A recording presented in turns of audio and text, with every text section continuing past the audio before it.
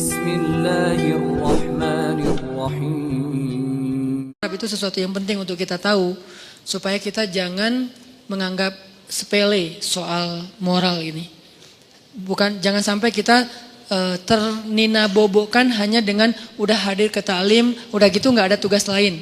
Justru tugas utama dalam dakwah kita keluar dari masjid. Kalau di masjid kayak nggak ada challenge-nya, duduk dengerin, nggak nyaman senegatif-negatifnya akhlak kita di masjid apa? Ketiduran. Itu juga masih nggak dosa, cuman ya kayak malu aja gitu. Datang ke masjid langsung sakinah. Beres, pas udah selesai doa baru bangun misalnya. Itu seminimal-minimalnya akhlak kita di masjid paling ya itu. Kalau ikhtilat nggak ikhtilat, ceweknya di atas, cowoknya di bawah. Kecuali cewek di bawah kita di atas itu bahaya. Pura-pura khusyuk, Masya Allah. Nah, ini enggak.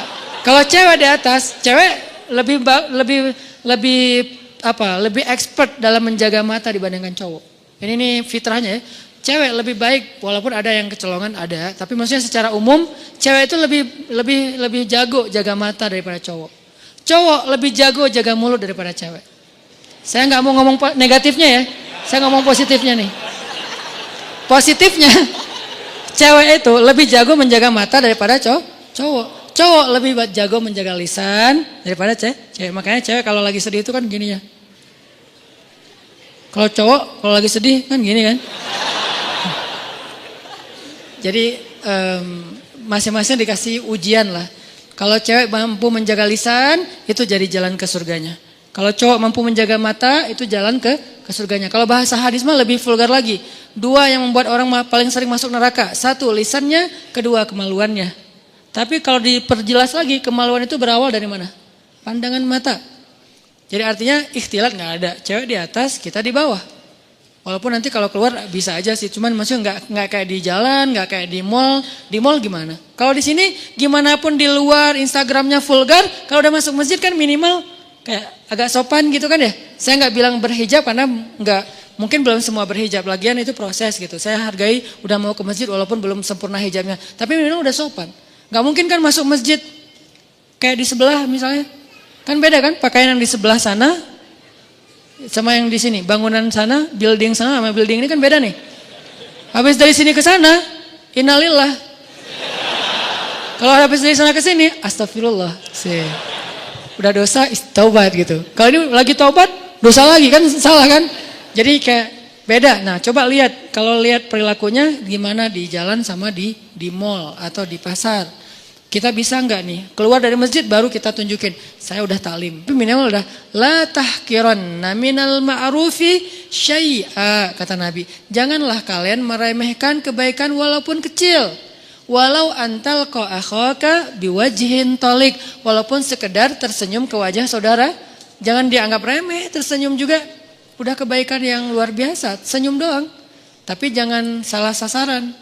Karena kalau senyumnya salah sasaran jadi seburuk-buruk senyum kan ya. Senyum ada pahala ada yang dosa. Senyumin istri orang dosa kan ya. Senyumnya tapi sewajarnya teh gitu. Teteh. Jangan berlebihan lah, biasa aja. Apalagi kalau suaminya tipe yang ya emang suaminya harus pencemburuan ya. Suami kalau nggak cemburuan namanya apa? Dayus. Jangan salah huruf ya. Dayus, D ya. Siapa itu dayus? Kata Nabi, tidak akan masuk surga seorang dayus. Allah marah kepada dayus. Sahabat juga heran, ini istilah baru nih. Ya Rasulullah, dayus itu siapa? Kata Rasul, dayus itu suami yang ketika istrinya melakukan nusyuz, dia nggak cemburu. Nusyuz itu apa? Banyak grade.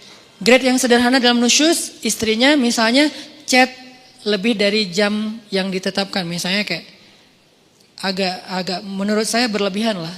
Seorang cewek chat sama cowok yang bukan muhrimnya bukan karena darurat jam 11 malam.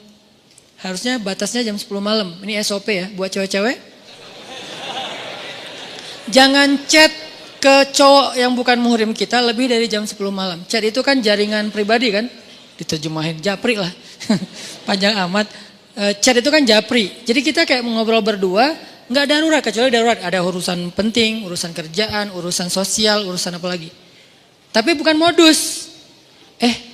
nanti jangan lupa ya sebelum tidur baca 100 ayat.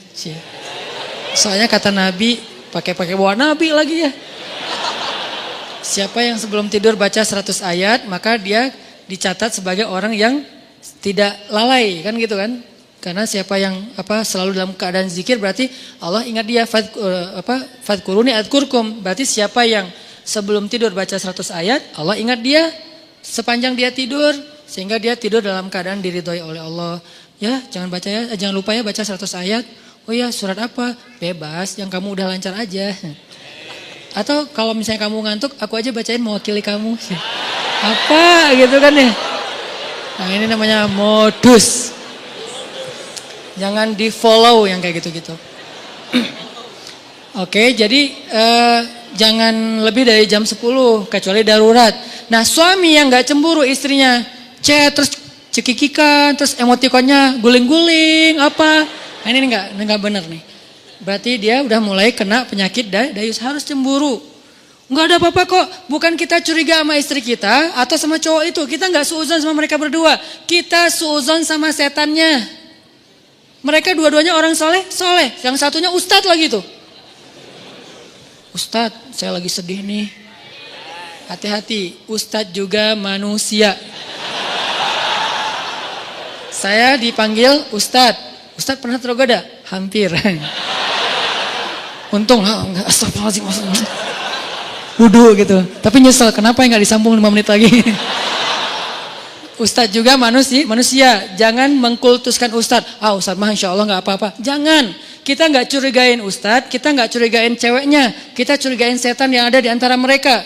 Dan setan itu yajri majrad dam, mengalir di dalam aliran darah kita. Dia tahu banget kelemahan kita di apa. Ada yang kelemahannya emotikon, dia tahu. Akhirnya dibisikin, lo bilang ke orang yang ada di dalam, yang lo sembunyi di tubuh dia. Kan setan kayak saling hati-hatian gitu kan. Roger gitu apa. Setan kan saling kontak-kontakan kan, mereka live terus online. Lo di tubuh dia, gue di tubuh dia ya. Ya udah kita bagi tugas. Kelemahan dia apa? Emotikon. Emotikon yang mana? Yang guling-guling yang berdarah-darah air mata. Akhirnya aku lagi sedih nih habis dimarahin suami. Oh, biasa itu ujian rumah tangga. Mulai curhat. Lama-lama kok Ustadz ini enak diajak curhat ya, nggak seperti suami saya mah orangnya cuek. Kalau Ustadz orangnya pengertian, dia bisa menghibur saya, Masya Allah, jadi nyaman. Nggak ada pikiran macam-macam, nyaman doang nih. Nyaman chat, ada masalah lagi, chat lagi sama Ustadz. Dan Ustadznya juga kayak awalnya juga berbaik hati. Kasihan juga mau ngasih motivasi, biar kasih hadis, ngasih ayat. Tapi udah jam 10 Ustadz, ini udah jam 10, udah nggak boleh lagi urusan privasi. Kalau mau chat kan bisa besok. Pagi-pagi habis subuh, Ustadz mohon maaf. Kalau perlu bahasanya kaku, nggak ada titik-titik, nggak ada koma. Udah aja kaku, kalau perlu semuanya kapital. Saking kakunya gitu.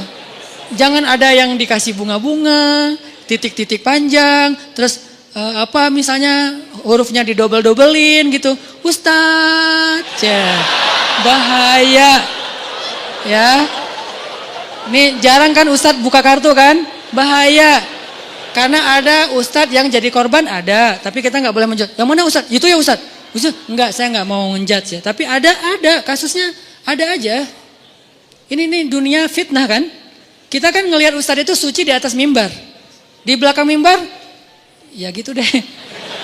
Ya manusia maksudnya, manusia sama kayak kita, kelemahannya sama. Mudah-mudahan kita berbaik sangka dia lebih soleh. Tapi sesoleh-solehnya dia, bukankah di Bani Israel itu ada orang yang ahli ibadah 100 tahun? Ibadah terus, ujungnya apa? Zina, membunuh, syirik. Gara-gara apa? Gara-gara tadi tuh disebut dengan talbisul iblis. Makanya bahasanya wala tattabi'u khutuwat, bukan khittah, tapi khutuwat. Khutuwat itu jamak dari khittah. Langkah-langkah, bukan satu langkah. Setan itu gak nyuruh kita langsung bikin dosa. Itu satu langkah. Nyuruh kita pelan-pelan dulu. Kalau perlu berpahala dulu. Jadi dia ke kanan dulu. Baru nanti muter ujung-ujung tanpa kita sadari udah di kiri.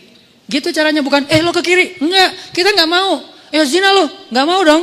Tapi kasihan dia, bantuin. Ke kanan kan? Bantuin. Dia kayaknya lagi labil banget daripada dia bunuh diri. Ya udah deh gue temenin. Chat sampai jam 12 malam. Kanan, chatnya pelan-pelan. Ayat dulu keluarin, hadis, lama-lama nasihat pribadi. Kok kata-katanya bagus? Ya, kata-kata saya sendiri. Ustaz ini bijak sekali. Mulai ke tengah, ujung-ujungnya ada di kiri. Itu terjadi. Berapa lama dari sini ke sini? Bisa seminggu, bisa sebulan, bisa setahun. Yang jelas usaha dari sini ke sini tuh seumur hidup kita dia usahain terus sama si setan teh. Dia nggak akan berhenti. Kita udah ke sini, udah sampai di sini, sadar balik lagi kan? Diusahain lagi. Dia nggak akan berhenti sampai kiamat. Itu perjanjiannya dengan Allah. Akan aku sesatkan cucu-cucunya Adam sampai hari kiamat. Kalau dunia batas waktunya kiamat, kalau kita batas waktunya sakaratul maut. Jadi nggak ada batas waktu terus saja. Mau ustadznya udah kakek-kakek juga sama. Sebelum meninggal berarti masih ada kesempatan diginiin. Dia nggak akan nyuruh nyebrang ke sana. Khutwat. Khutwat itu langkah-langkah yang panjang, yang banyak. Mungkin 1000 langkah, mungkin 2000 langkah. Yang jelas goalsnya ke sini nih. Tapi langkahnya ke kanan dulu. Itu talbis namanya. Talbis itu tipuan. Cuman beliau ini nih yang paling soleh, paling amanah, paling baik. Bukan ustadz biasa. Jam udah ada roti di depan pintu dia buka, ambil roti, makan di dalam